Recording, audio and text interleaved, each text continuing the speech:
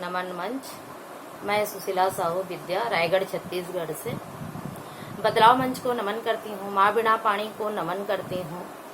मुंशी प्रेमचंद जी की कहानी उपन्यास से मैं बहुत प्रभावित हूँ और आज उनकी कहानियों में से अनुभव का मैं कथा वाचन करूँगी। प्रस्तुत है। प्रियतम को 1 वर्ष की सजा हो गई और अपराध केवल इतना था कि 3 दिन पहले जेठ की तपती दोपहरी में उन्होंने राष्ट्र के कई सेवकों का शरबत पान से सत्कार किया था। मैं उस वक्त अदालत में खड़ी थी। कमरे के बाहर सारे नगर की राजनीतिक चेतना किसी बंदी पशु की भांति खड़ी चित्कार कर रही थी। मेरे प्राण धन हथकड़ियों से जकड़े हुए लाए गए। चारों ओर सन्नाटा छाया हुआ था। मेरे भीतर हाहाकार मची हुई थी, मानो प्राण पिघलता जा रहा हो। आवेश की लहरें सी उठ कर समस्त शरीर को रोमांचित किए देती थी। ओह, इतना गर्व मुझे कभी नहीं हुआ था। वह अदालत कुर्सी पर बैठा हुआ कांग्रेस अफसर, लाल जरीदार पगड़ियां बांधे हुए पुलिस के कर्मचारी सब मेरे आंखों में तुच्छ जान पड़ते थे। बार बार जी में आता था दौड़कर जीवन धन के चरणों में लिपट जाऊं और उसी दशा में प्राण त्याग दूं। कितनी शांत, अविचलित, तेज और स्वाभिमान से प्रदीप्त मूर्ति थी। ग्लानि, विषाद या शोक की छाया भी न थी। नहीं, उन होठों पर एक स्फूर्ति से भरी हुई मनोहारिणी ओजस्वी मुस्कान थी। इस अपराध के लिए 1 वर्ष का कठिन कारावास, वाह रे न्याय! तेरी बलिहारी हूँ। मैं ऐसे 1000 अपराध करने को तैयार थी। प्राणनाथ ने चलते समय एक बार मेरी ओर देखा, कुछ मुस्काए, फिर उन्हीं मुद्रा में कठोर हो गए। अदालत से लौटकर मैंने 5 रुपए की मिठाई मंगवाई और स्वयं सेवकों को बुलाकर खिलवाया और संध्या समय में पहली बार कांग्रेस के जलसे में शरीक ही नहीं हुई, मंच पर जाकर बोली और सत्याग्रह की प्रतिज्ञा ले ली। मेरी आत्मा में इतनी शक्ति कहाँ से आ गई, नहीं कह सकती। सर्वस्त्र लुट जाने के बाद फिर किसकी शंका और किसका डर। विधाता का कठोर से कठोर आघात भी अब मेरा क्या अहित कर सकता था। दूसरे दिन मैंने 2 तार दिए, एक पिताजी को और एक ससुर जी को। ससुर जी पेंशन पाते थे। पिताजी जंगल के महकमे में एक अच्छे पद पर थे, पर सारा दिन गुजर गया तार का जवाब नदारद। दूसरे दिन भी कोई जवाब नहीं आया। तीसरे दिन दोनों महाशयों के पत्र आए। दोनों जामे से बाहर थे। ससुर जी ने लिखा, आशा थी तुम लोग बुढ़ापे में मेरा पालन करोगे। तुम उस आशा पर पानी फेर दिया। क्या अब आप चाहती हो मैं भिक्षा मांगूं? मैं सरकार से पेंशन पाता हूँ। तुम्हें आश्रय देकर मैं अपनी पेंशन से हाथ नहीं धो सकता। पिताजी के शब्द इतने कठोर थे, पर भाव लगभग ऐसा ही था। इसी साल उन्हें ग्रेड मिलने वाला था। वह मुझे बुलाएंगे तो संभव है ग्रेड से वंचित होना पड़े। हाँ, वह मेरी सहायता मौखिक रूप से करने को तैयार थे। मैंने दोनों पत्र फाड़ कर फेंक दिया और उन्हें कोई पत्र न लिखा। हाँ, स्वार्थ! तेरी माया कितनी प्रबल है। अपना ही पिता केवल स्वार्थ में बाधा पड़ने के भय से लड़की की तरफ से इतना निर्दय हो जाए। मगर अभी मेरी उम्र ही क्या थी, अभी तो सारी दुनिया देखने को पड़ी है। अब तक मैं अपने विषय में निश्चिंत थी, लेकिन अब यह नई चिंता सवार हुई। इस निर्जन घर में निराधार निराश्रय कैसे रहूंगी? मगर जाऊंगी कहाँ? अगर कोई मर्द होती तो कांग्रेस के आश्रय में चली जाती या कोई मजूरी कर लेती। मेरे पैरों में नारीत्व की बेड़ियां पड़ी हुई थी। जितनी अपनी नारीत्व की रक्षा की और अपनी जान की फिक्र न थी, पर नारीत्व की ओर किसी भी आंख भी न उठना चाहिए। किसी की आहट पाकर मैंने नीचे देखा तो 2 आदमी खड़े थे। जी मैं आया। पूछूं तुम कौन हो, यहाँ क्यों खड़े हो? मगर फिर ख्याल आया, मुझे यह पूछने का क्या हक है।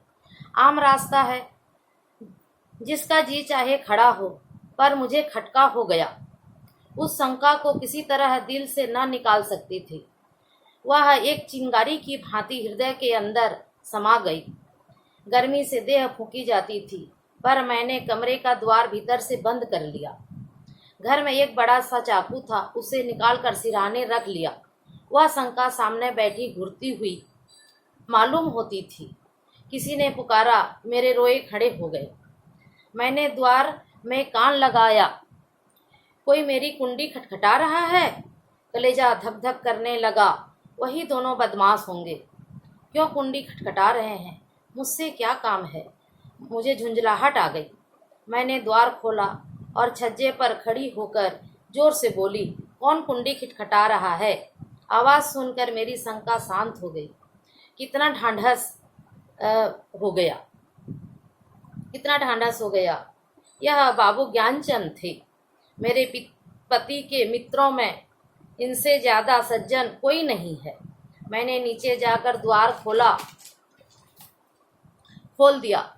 देखा तो एक स्त्री भी थी। वह मिसेस ज्ञानचंद थी। यह मुझसे बड़ी थी। पहल मेरी घर आई हुई थी। मैंने उनकी चरण स्पर्श किए। हमारे वहाँ मित्रता मर्दों तक रहती है, औरतों तक नहीं जाने पाती। दोनों जने ऊपर आए। ज्ञान बाबू एक स्कूल के मास्टर हैं, बड़े ही उदार, विद्वान, निष्कपट। पर आज मुझे मालूम हुआ कि उनकी पथ प्रदर्शिका उनकी स्त्री है। वह दोहरे बदन की प्रतिभाशाली महिला थी। चेहरे पर ऐसा रोब था मानो कोई रानी हो। सिर से पांव तक गहनों से लदी हुई थी। मुख सुंदर न होने पर भी आकर्षक था। शायद मैं उन्हें कहीं और देखती तो मुंह फेर लेती। गर्व की सजीव प्रतिमा थी। वह बाहर जितनी कठोर, भीतर उतनी ही दयालु। घर कोई पत्र लिखा? यह प्रश्न उन्होंने कुछ हिचकते हुए किया।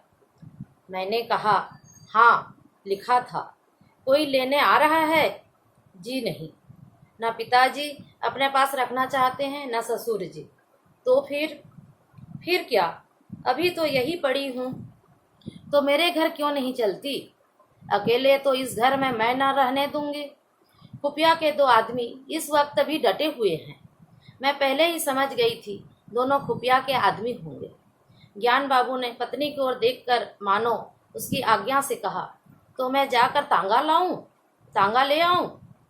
देवी जी ने इस तरह देखा मानो कह रही हो, क्या अभी तुम यहीं खड़े हो?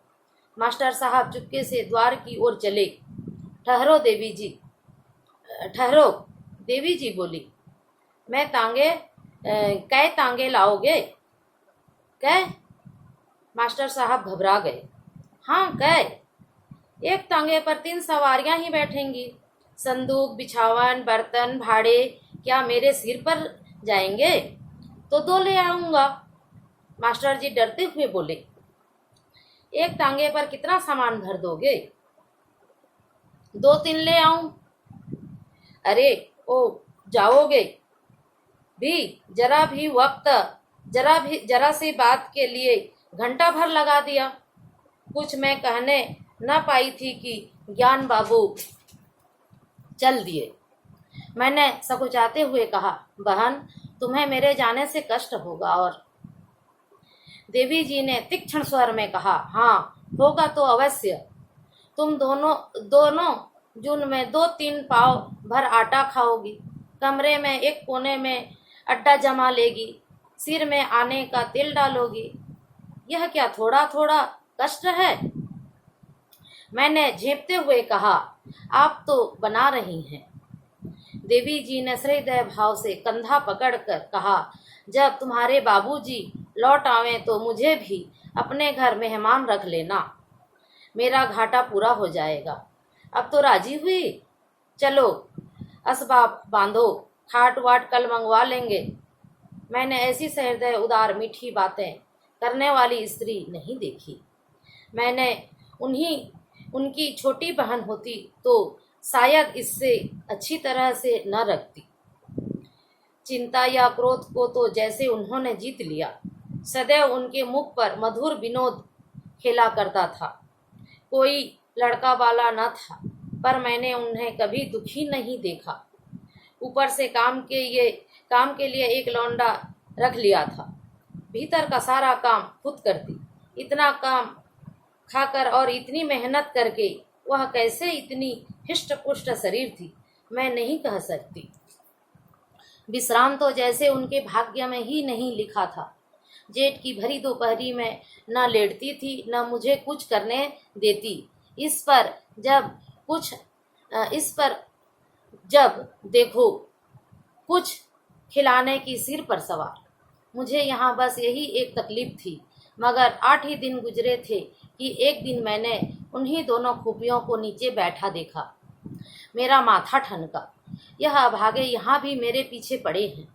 मैंने तुरंत बहन जी से कहा, वे दोनों बदमाश यहाँ भी मंडरा रहे हैं। उन्होंने हिकारत से कहा, कुत्ते हैं, फिरने दो। मैं चिंतित होकर बोली, वो स्वांग न खड़ा करें। उसी बेपरवाही से बोली, भूखने के सिवा और क्या कर सकते हैं। मैंने कहा, काट भी सकते हैं। हंसकर बोली, इसके डर से कोई भाग तो नहीं जाता ना। मगर मेरी दाल में मक्खी पड़ गई।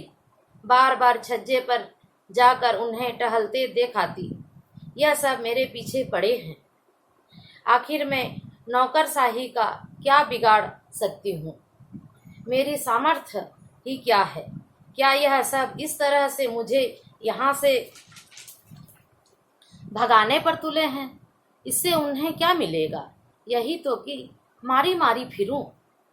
कितनी नीची तबीयत है। 1 हफ्ता और गुजर गया। खुफिया ने पिंड न छोड़ा। मेरा प्राण सूखते जाते थे। ऐसी दशा में यहाँ रहना मुझे अनुचित मालूम होता था, पर देवी जी से कुछ न कह सकती थी। एक दिन शाम को ज्ञान बाबूजी आए तो घबराए हुए थे। मैं बरामदे में थी, परवल छिल रही थी। ज्ञान बाबू ने कमरे में जाकर देवी जी को इशारे से बुलाया। समाप्त हुआ। बदलाव मंच को नमन करती हूँ। नमस्कार।